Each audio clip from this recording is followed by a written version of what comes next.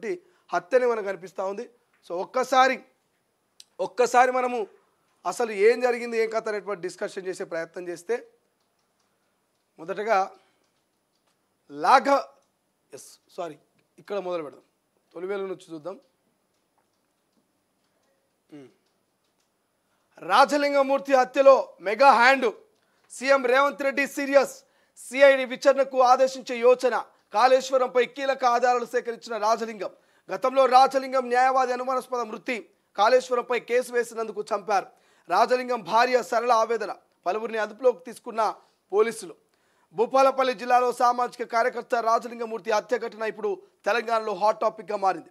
2025 ఫిబ్రవరి 19వ తేదీ ఆటోలో వచ్చిన 5గురు గుర్తు తెలియని దుండగులు రాజలింగమూర్తిని నరి రోడ్డుపై కత్తులతో పొడిచి పరారయ్యారు.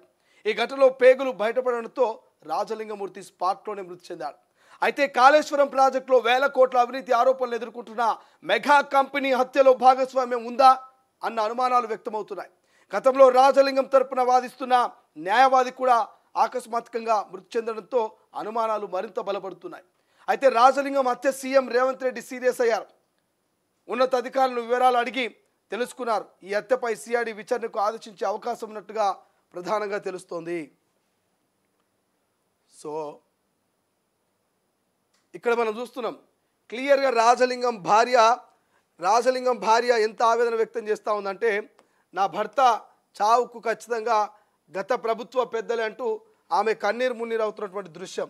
సో ఇక్కడ చూస్తూ ఉన్నాం రాజలింగం భార్య క్లియర్గా 2 క్లిప్పులు మనం చూసినాం. 2 క్లిప్పులు ఇటు సోషల్ మీడియా కావచ్చు, అటు ట్విట్టర్లో కావచ్చు వైరల్ అవుతున్నాయి. ఒక క్లిప్లోనేమో కేటీఆర్ గండ్రా వెంకటరమణ రెడ్డి పాత్ర ఉన్నది, ఆ రోజే నాకు చెప్పిర్రు నీ మొగుడిని చంపేయిస్తామని, నీ మొగుడికి ప్రాణహాని ఉందని చెప్పేటువంటి ఒక క్లిప్పు వైరల్ అవుతుంది. రెండవ క్లిప్పు పోలీస్ స్టేషన్ దగ్గర తన కుమార్తె తను ఆవేదన వ్యక్తం చేస్తూ అన్యాయంగా పొట్టన పెట్టుకున్నారు కదంటూ ఆమె ఏడ్చినటువంటి కన్నీళ్ళు పెట్టినటువంటి దృశ్యాలు మనకు కనిపిస్తున్నాయి. ఇక నిన్నటి క్లిప్పులు, నిన్న చాలామంది వెళ్ళారు, ఆమెతో మాట్లాడే ప్రయత్నం చేశారు, ఆమెను ఓదార్చే ప్రయత్నం చేశారు, ఆమెకు భరోసానిచ్చే ప్రయత్నం చేశారు. అయినప్పటికీ ఆ కుటుంబం కన్నీళ్ళు ఆగట్లే. మొన్నటిదాకా సపోర్ట్గా ఉన్నటువంటి భర్తను కోల్పోయిన ఆ కుటుంబం రేపు ఎట్లా బతకాలనో, రేపు మా పిల్లల ప్రాణాలకు ఏం గ్యారెంటీ ఉంది, కాళేశ్వరం మీద కేసేసిన నా భర్తను ఖతం చేసిర్రు, మరి నా పిల్లల భవిష్యత్తు ఏంది, నా భవిష్యత్తు ఏంది, మమ్మల్ని బతకనిస్తారా, మమ్మల్ని కూడా చంపుతారన్నటువంటి ఆవేదన ఆమెలో కనిపిస్తున్నదట. మరి ఎవరు చంపిర్రు, ఎందుకు చంపిరా అంటే మీ అందరికీ తెలిసిందే.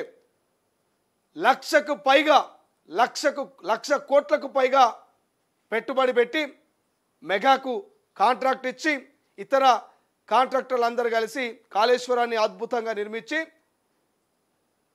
కోటి ఎకరాల మాగానికి నీళ్లు పంచుతామన్నటువంటి మాజీ ముఖ్యమంత్రి కేసీఆర్ మేడిగడ్డలో పిల్లర్ల కుంగుబాటు, అన్నారం సుందెల్లో బుంగరు రావడము, ఎక్కడికక్కడ ఆ బ్యారేజీలన్నీ, ఆ మేడిగడ్డ ఇతర బ్యారేజీలన్నీ, ఆ కాళేశ్వరం ప్రాజెక్ట్ అంతా కూడా పనికిరాని ఒక ఇక దాన్ని చెప్పొద్దు మనం, పాడుపడ్డటువంటి ఓ బిల్డింగ్ అన్నా ఇంత పనికి వస్తుంది, కానీ కాళేశ్వరం ప్రాజెక్టు అంతకు కూడా పనికి వచ్చినటువంటి పరిస్థితి. అంత దారుణంగా దాని ఎక్కడికక్కడ బేస్ అంతా కూడా దెబ్బతినిపోయింది. సో 1,00,00 కోట్ల ప్రజాధనాన్ని దుర్వినియోగం చేసినందుకు మెగా కంపెనీకి సంబంధించినటువంటి కాంట్రాక్టర్ల మీద, ఐఏఎస్ ఐపీఎస్ల మీద, అక్కడున్నటువంటి అధికారుల మీద, మాజీ ముఖ్యమంత్రి కేసీఆర్ మీద, హరీష్ రావు మీద ఈ రాజలింగం అనేటువంటి వ్యక్తి గత కొన్ని రోజుల నుంచి ఫైట్ చేస్తూ ఉన్నాడు. ఒక ప్రైవేటు కేసు వేసి భూపాలపల్లి జిల్లా కోర్టు నుంచి హైకోర్టు దాకా కేసును తీసుకొచ్చాడు. ఇది ముమ్మాటికి మెగా కృష్ణారెడ్డి, అక్కడ ఉన్నటువంటి మాజీ మంత్రి హరీష్ రావు, మాజీ ముఖ్యమంత్రి కేసీఆర్ల అవినీతి భాగవతమే. అవినీతిని చెరిపేసేందుకు, అవినీతి మరకల్ని చెరిపేసేందుకు ఈ రకమైనటువంటి పన్నాగాలకు పాల్పడ్డారట్టు ఆ కుటుంబ సభ్యులు చెప్తా ఉన్నారు. సో రాజలింగమూర్తి ఈ అంశాన్ని హైకోర్టు దాకా తీసుకొచ్చి నిన్న విచారణ జరగాల్సింది, కానీ మొన్న ఆయన చనిపోయినటువంటి పరిస్థితి. ఒక్కరు కాదు, ఇద్దరు కాదు, 5 మంది ఒక్కసారిగా దాడి చేసి కత్తులతో పొడిచి చంపినటువంటి పరిస్థితి. ఆ దృశ్యాలు చూస్తే బాధ అనిపిస్తుంది. మానవ శరీరంలో ఉండాల్సినటువంటి అవయవాల్లో కడుపులో ఉన్నటువంటి పేగులన్నీ రోడ్డు మీదకి వచ్చినటువంటి పరిస్థితి. ఎంత దారుణంగా పొడిచిరు, ఒక మనిషిని ఇంత దారుణంగా చంపుతారా? రాష్ట్ర ముఖ్యమంత్రి రేవంత్ రెడ్డి సీరియస్ అయ్యిండు. ఖచ్చితంగా ఎవరైనా సరే వాళ్ళందరినీ బయటికి తీసుకురావాలి, ఖచ్చితంగా వాళ్ళను శిక్ష పడాలని చెప్పేసి రాష్ట్ర ముఖ్యమంత్రి కూడా ఈ అంశం మీద సీరియస్ అయినటువంటి పరిస్థితి. ఎందుకంటే ఇది ఆషామాషి విషయం కాదు కదా. సో ఇక క్లియర్ కనబడుతుంది, మెగా హ్యాండ్ ఉన్నట్టు కనబడుతుంది. చాలామంది అనుమానపడుతున్నారు.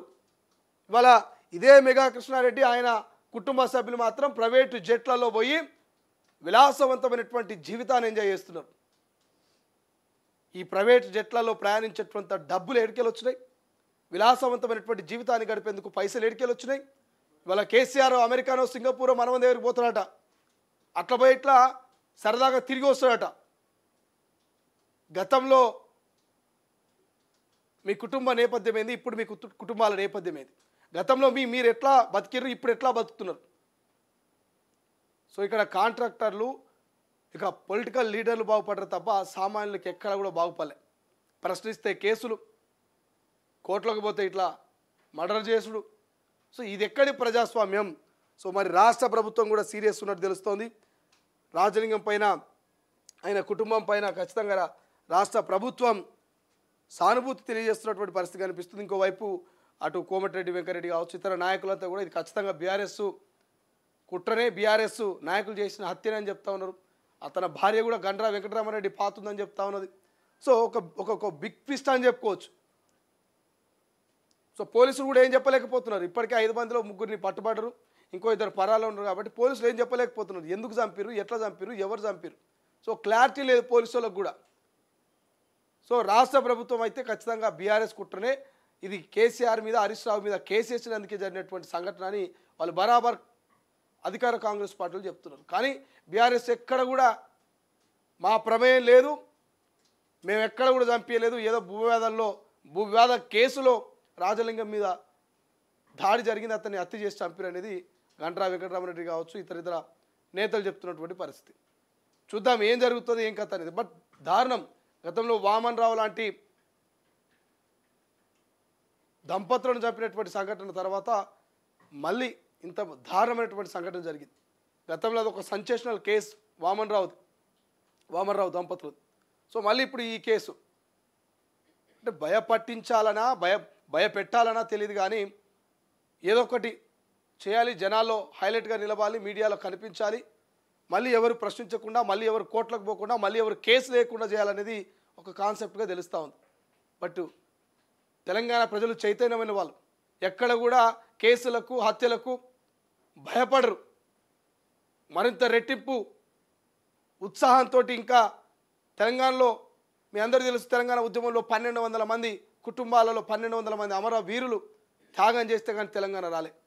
ఇలా అవినీతి మార్కల్ని చెరిపేసేందుకు ఇంకా 1200 మంది బలిదానం చేసుకున్నా ఆశ్చర్యపోవాల్సిన అవసరం లేదు. కానీ అవినీతి అక్రమాలకు ఇష్టారాజ్యంగా తెలంగాణను దోచుకొని కూడబెట్టుకుంటామంటే మాత్రం తెలంగాణ ప్రజలు ఊరుకోరు. కాబట్టి సో చూడాలి మరి ఈ విషయంలో ఏం జరుగుతుంది, మెగా పాత్ర మరి ఎక్కడి దాకా వస్తుంది, మెగా పాత్రతో పాటు అప్పటి మాజీ మంత్రుల పాత్ర ఏడు దాకా వస్తుంది అనేది చూడాల్సినటువంటి అవసరం అవుతుంది.